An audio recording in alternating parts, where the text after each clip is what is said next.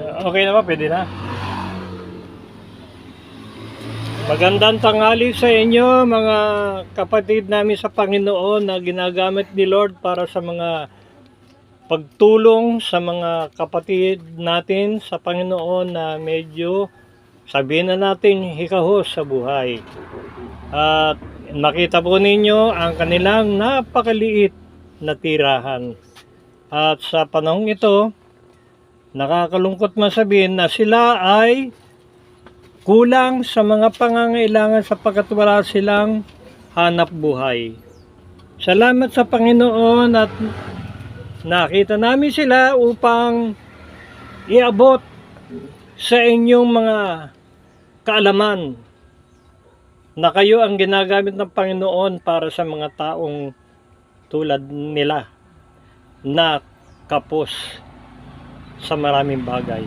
Nawa ang kuhang ito ay makapagbigay liwanag sa inyo mga kapatid at mabigyan natin ng panahon na sila ay ating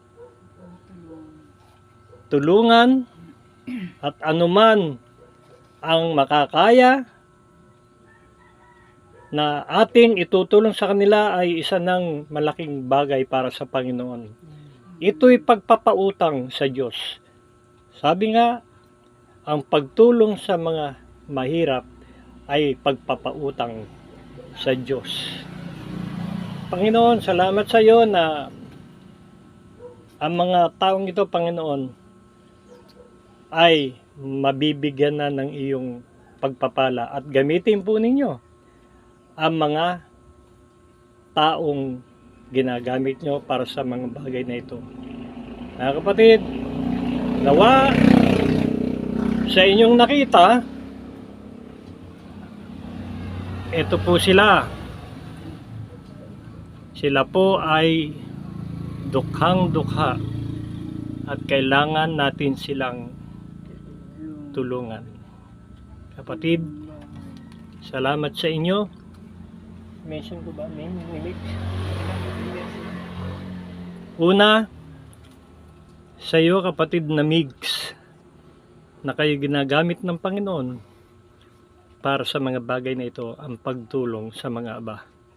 Pagpalain kayo ng Panginoon, nawa, mabigyan po ninyo ng panahon ang mga kapatid nating itong kapos. Salamat sa inyo. At higit sa lahat, Panginoon, salamat sa iyo sa lahat ng ito na inyong binuksan para sa pagpapalang kanilang matatanggap. Kapurihan sa iyo, Panginoong Hesus, ang lahat ng ito.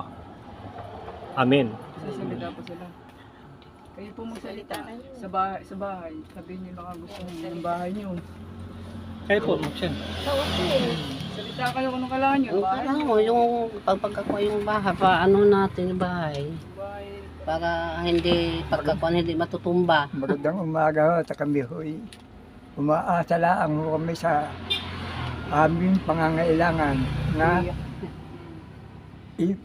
binibigay sa amin ng mga tao para ho kami ay mabuhay dito sa mundo. Wala ho po kami pinagkakakitaan maliban sa pamumulot hula ang mga bote, mga bakal, at yung mga ibinibigay po sa amin.